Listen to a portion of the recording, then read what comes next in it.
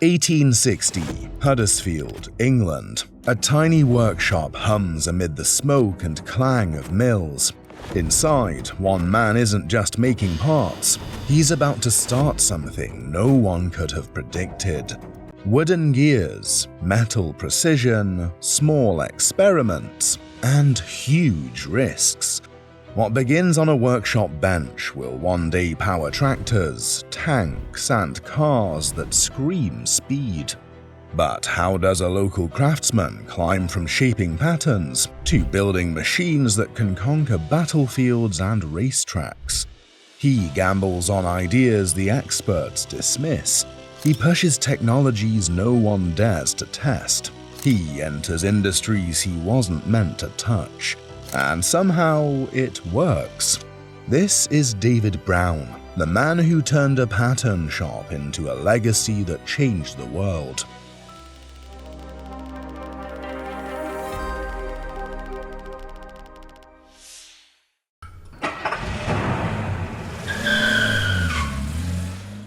In 1860, David Brown established his pattern-making business in Huddersfield, where textile mills dominated every street corner, and machine shops filled the air with the ring of hammers on metal. His small workshop on Chapel Hill represented just another face in the crowd of Yorkshire craftsmen. But Brown saw something different in the precision work that others treated as routine. The pattern shop that David Brown established wasn't remarkable by the standards of its day. Dozens of similar operations existed across industrial England, serving local foundries and machine builders with wooden patterns that guided metal casting. But Brown understood that the future belonged to manufacturers who could deliver consistent, reliable results at scale. Brown's transformation from pattern maker to gear manufacturer came through methodical expansion. By 1898, he had invested in cutting machinery that could shape metal directly, eliminating the inconsistencies that plagued cast gears made from wooden patterns. The construction of Park Works at Lockwood in 1902 marked his declaration that this small operation was becoming something much larger, a purpose-built facility that represented a massive leap in manufacturing capability. His specialization in worm gearing technology, though risky, would lead to world leadership in this field by the early 1920s. But building a reputation in precision engineering meant facing intense competition from established firms with deeper pockets and longer customer relationships. Brown's decision to specialize in worm gearing was a business gamble. This technology offered advantages in reducing speed and increasing torque, but remained largely untested in widespread industrial applications. The gamble paid off. Persistence and technical excellence gradually won over skeptical customers, who discovered that Brown's worm gears lasted longer and ran quieter than conventional alternatives. Word spread through industrial circles that David Brown and Sons could solve mechanical problems that defeated other manufacturers.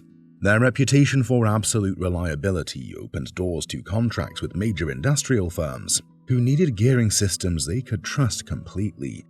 World War I brought another transformation. War contracts grew the workforce dramatically from roughly 200 to about 1,000 by war's end, and hardened their precision skills under the demanding requirements of military production.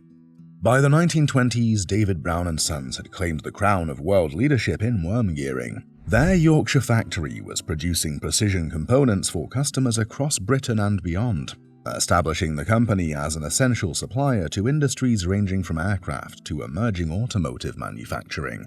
The success in gearing was just the beginning of David Brown's story. The company that had mastered the art of precision mechanical components was about to discover that their expertise could power entire vehicles. The skills they had developed in cutting gears to exacting tolerances would soon find new applications in markets they had never imagined entering.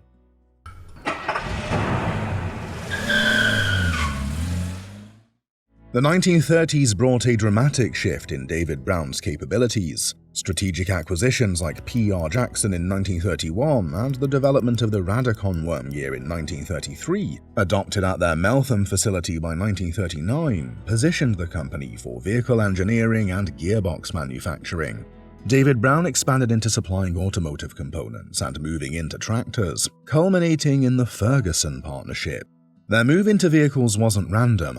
Decades of gearbox expertise had given them intimate knowledge of the mechanical systems that made automobiles possible. Every car needed reliable transmission components, and David Brown's reputation for precision manufacturing made them natural suppliers to the growing automotive industry. But they wanted more than just supplying parts to other manufacturers.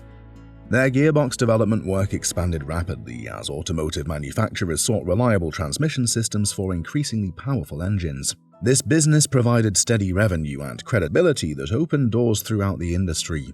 The most significant opportunity came through an unexpected partnership with Harry Ferguson, an Irish engineer whose revolutionary ideas about tractor design were attracting attention across agricultural circles. Ferguson had developed concepts for hydraulic implement control and three-point hitching systems that promised to transform farming machinery. His designs would allow tractors to work more efficiently while reducing operator fatigue and improving field results. The problem was finding a manufacturer with the technical expertise and financial resources to bring these innovations to market. It was a leap of faith. One wrong step, and the whole firm could have collapsed. The partnership required David Brown to commit resources and reputation to technologies that had never been tested in commercial production. Ferguson's tractor concepts needed significant investment in new manufacturing processes and tooling, with no guarantee that conservative farmers would accept such radical changes. The Ferguson-Brown partnership produced the Model A tractor, a machine that would fundamentally change agricultural mechanization. This revolutionary tractor incorporated Ferguson's hydraulic systems with David Brown's precision gearbox technology, creating equipment that farmers had never seen before. The collaboration ran from 1936 to 1939, producing over 1,350 units before the partnership ended in January 1939. The experience validated both companies' engineering approaches while establishing new standards for tractor design. Their gearbox expertise proved essential beyond agricultural applications. H.E. Merritt joined David Brown in 1935, and his Merritt-Brown triple differential became a wartime standard, first fitted to the Churchill tank. This demonstrated how their transmission technology could power armored vehicles under the most demanding conditions. What started as a farm tractor gearbox ended up powering Britain's most famous tank. The approaching war transformed David Brown into a major defense contractor. During World War II, the company produced over 500,000 aero gears and more than 10,000 tank transmissions, scaling their operations to meet military demands while maintaining the precision standards that had built their reputation. When the war finally ended, David Brown had transformed from a specialized gear manufacturer into a company capable of designing and building complete vehicles. The Ferguson partnership had ended as both companies pursued different visions, but the experience had given David Brown invaluable knowledge about agricultural machinery markets. Their wartime production had proved they could manufacture at massive scale without compromising quality. The company now stood at a crossroads. They had the capability and vision to strike out independently. The question was whether they had the courage to abandon the safety of partnerships and component supply contracts to build their own future.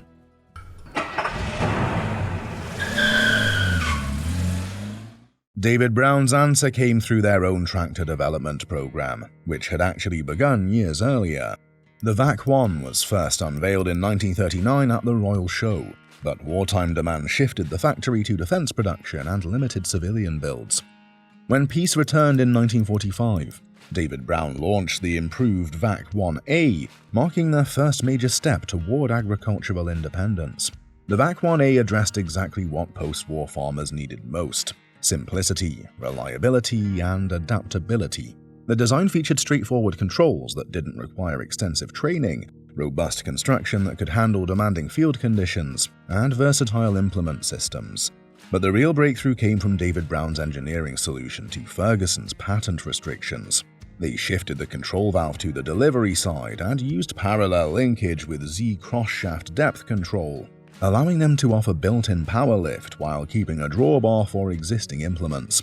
This technical innovation gave farmers the best of both worlds: modern hydraulic convenience without abandoning their current tools. The VAC-1A proved itself in actual field conditions across British farms, with 5,350 units built through June 1947. Farmers discovered these tractors delivered the durability and ease of use that David Brown had promised.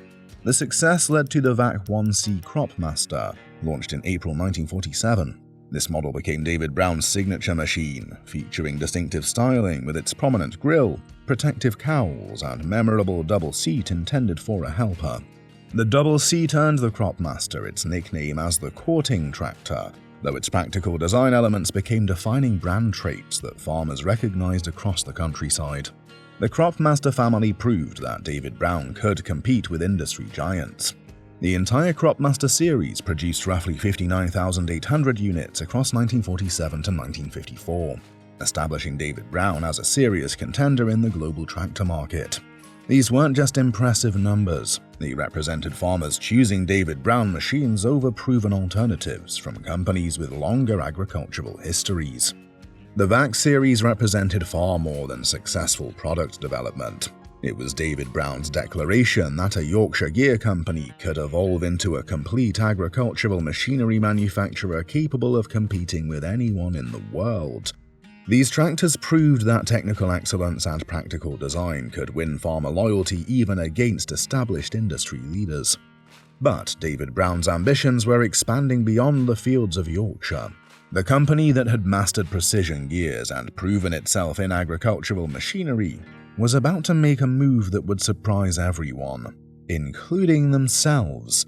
The success of the Cropmaster had given them financial confidence and international recognition. Now they were ready to test whether their engineering expertise could succeed in a completely different world, one where craftsmanship mattered more than practicality and prestige counted as much as performance.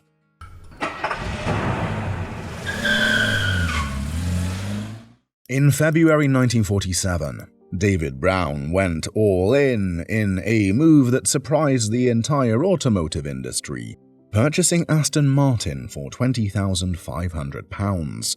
Later that year, he acquired Lagonda for about £52,500, securing W.O. Bentley's model twin-cam straight-six engine that gave Aston Martin the power plant it desperately needed.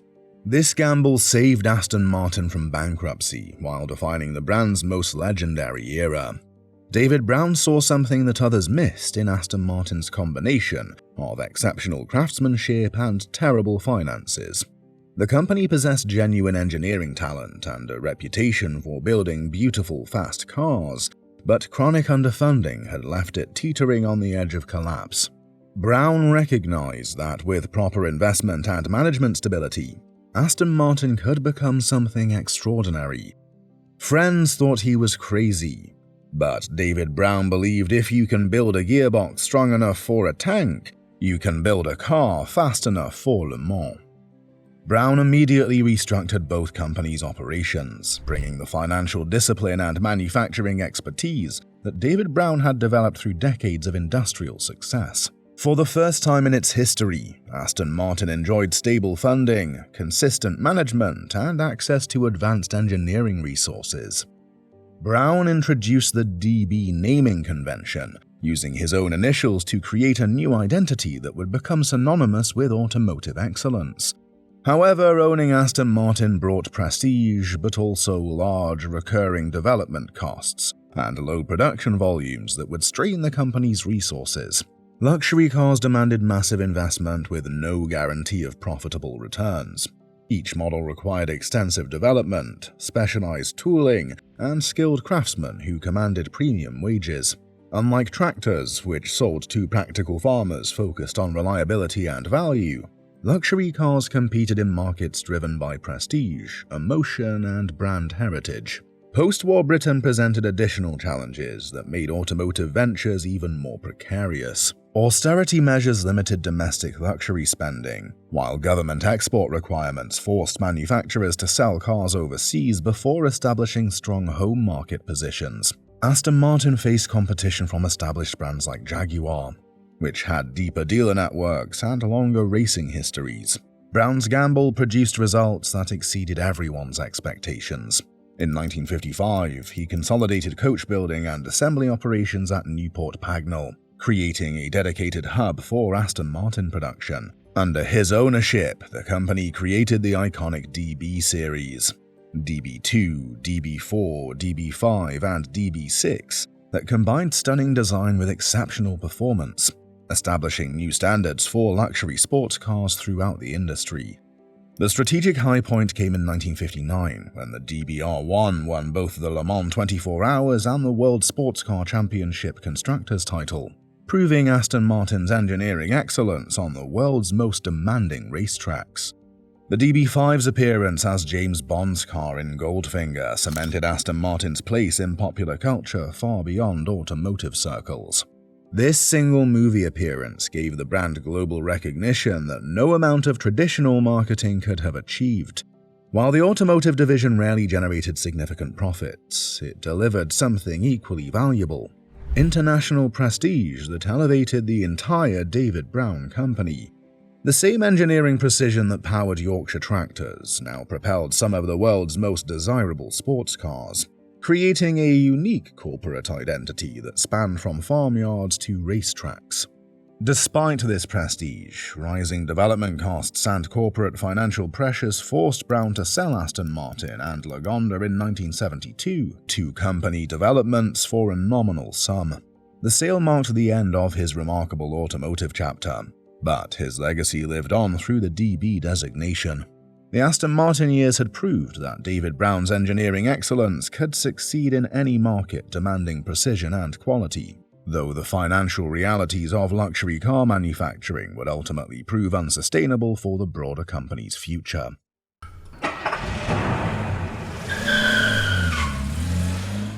While the automotive division captured headlines, David Brown's core tractor business was experiencing unprecedented growth and innovation. By the 1950s, tractors had become the backbone of global food production, powering a revolution in agriculture that stretched from American wheat fields to Australian cattle stations.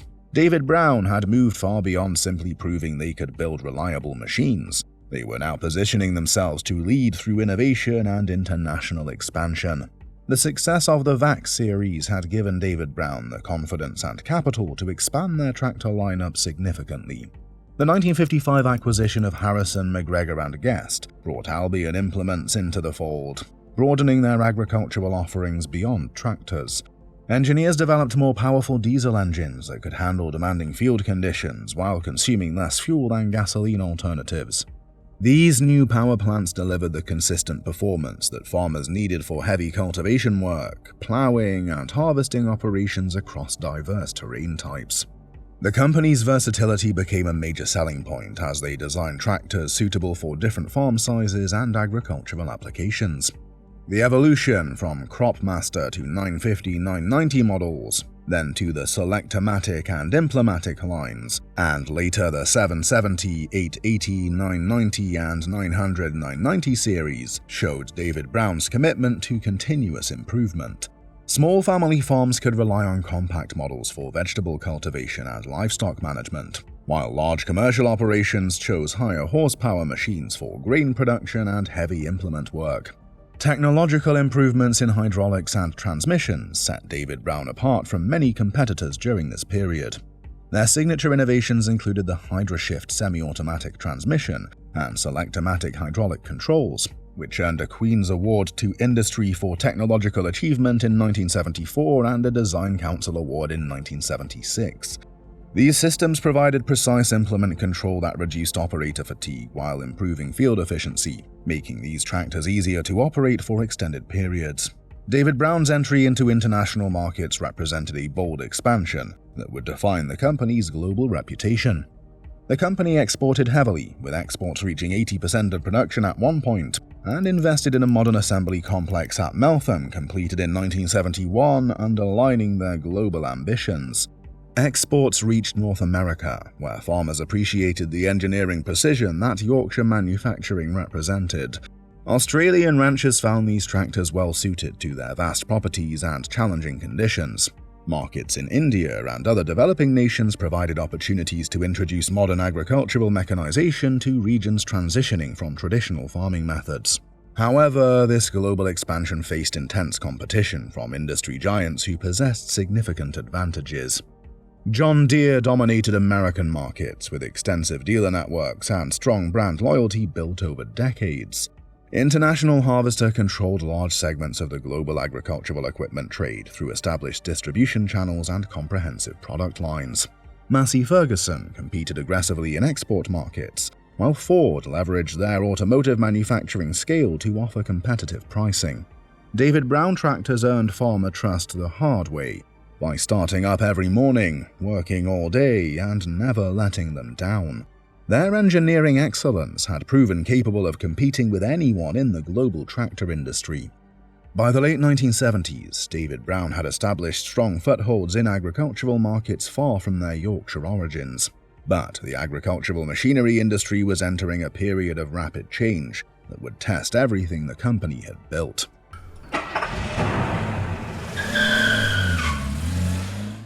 In 1972, Tenneco, a massive American conglomerate that already owned J.I. Case, acquired David Brown tractors in a move that promised to reshape both companies' futures. The strategic intent was clear: strengthen Case's presence in European markets by leveraging David Brown's respected engineering expertise and established manufacturing base at Meltham Mills. Case executives saw enormous potential in combining American industrial scale with Yorkshire precision engineering. The early years brought genuine optimism as investment flowed into David Brown operations. New machinery arrived at Meltham Mills, production capacity expanded, and the 1979 launch of the 90 series, spanning models 1990 through 1690, demonstrated continued innovation under Case ownership. Workers at the Yorkshire factory initially welcomed the stability that came with being part of a larger organization. The uncertainty of competing as an independent manufacturer against giants was replaced by the security of steady orders and consistent paychecks. However, consolidation often meant loss of autonomy, and David Brown's distinct identity began to blur under Case management. The 1983 launch of the 94 series marked a significant shift, as these tractors carried Case branding alongside David Brown nameplates. Decisions that had once been made in Huddersfield now required approval from American executives who understood global markets but lacked appreciation for Yorkshire engineering traditions. The company's unique approach to hydraulics and transmissions became just another component in Case's broader product strategy. Global competition was intensifying throughout the 1980s as industrial giants gained unprecedented scale and reach. John Deere expanded aggressively into international markets, while Massey Ferguson leveraged their global presence to compete on price and availability. Ford New Holland, created through merger, possessed manufacturing capacity that dwarfed smaller competitors. These corporate titans could invest in research, tooling, and distribution networks that independent manufacturers simply couldn't match. The Case International Harvester merger approval in January 1985 sealed David Brown's fate. Management decided in February 1985 to stop new product development at Meltham. Economic pressures of the 1980s created additional strain as farm crises in North America and Europe dramatically shrank tractor markets. High interest rates made equipment purchases difficult for farmers, while commodity price crashes reduced agricultural income across major farming regions. The Meltham Mills factory continued producing tractors into the 1980s, with some popular models still carrying David Brown engineering DNA throughout their mechanical systems.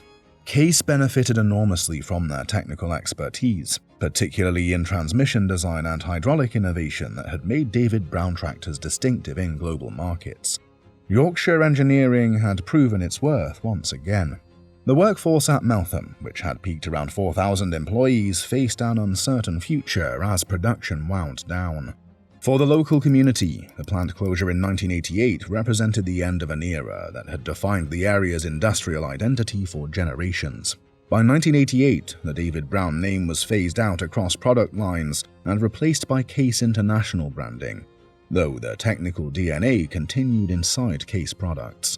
Yet the fate of all those tractors was only starting to unfold.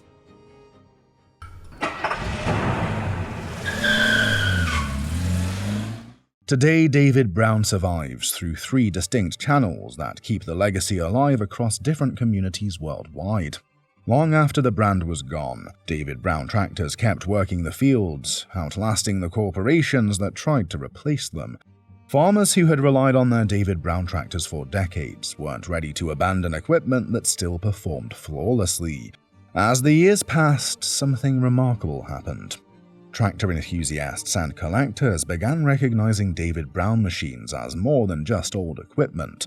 They were pieces of engineering history worth preserving. The restoration movement started small, with individual farmers fixing up their favorite tractors, but it grew into something much larger. A dedicated group works to preserve the tractors and archives, opening their collection to the public each month and attracting enthusiasts from across the UK. Clubs and associations spread across Europe, North America, and Australia, all dedicated to keeping the David Brown heritage alive. These groups organized rallies, shared restoration techniques, and maintained detailed records of surviving machines. David Brown tractor records are carefully preserved, ensuring the company's technical documentation endures for future researchers. The Aston Martin connection added another dimension to David Brown's survival. The DB designation on those iconic sports cars carried David Brown's initials into global pop culture, keeping his name recognizable to audiences who had never seen a tractor. The DB mystique commands impressive auction values, with classic models regularly achieving record prices that reinforce the prestige of the David Brown name. However, this preservation effort faced serious challenges that threatened to erase David Brown from history entirely. Without an active company producing new machines or supporting existing ones, many historic brands simply fade from public memory. Global agriculture had moved on. Case IH, John Deere, New Holland, and Massey Ferguson dominated the landscape, with modern technology and massive marketing budgets. Collectors and enthusiasts answered that challenge definitively. Their passionate restoration work transformed David Brown tractors into icons of heritage farming. Like vintage locomotives preserved at railway museums, these machines appeared at agricultural shows and steam rallies, where they drew crowds amazed by their craftsmanship and reliability. The nostalgia factor proved incredibly powerful as older farmers passed down stories of their reliable David Brown machines to new generations. Grandfathers who had plowed fields with vac tractors shared memories of equipment that never let them down, creating emotional connections that transcended simple mechanical appreciation. Surviving tractors became prized not just for their utility, but also for their craftsmanship and historical value. Fully restored David Brown tractors commanded impressive prices at auctions, while even rough examples found buyers eager to bring them back to working condition. Perhaps most surprisingly, the industrial gearbox business survives today as David Brown Santa Salo formed through a 2016 merger that created a global operation with 25 locations and over 1,200 employees worldwide. This continuation proves that David Brown's core engineering expertise remains commercially viable in modern industrial applications. The David Brown name survives as three distinct legacies: working tractors in fields and rallies, Aston Martin DB collector prestige, and an industrial gearbox business continuing under David Brown Santa Salo. Each thread demonstrates how genuine engineering excellence creates lasting impact that transcends corporate ownership and market consolidation. From wooden gear patterns to global recognition, a pattern maker who started in 1860 eventually built machines that fed nations and defined automotive elegance, proving how technical excellence can transform entire industries.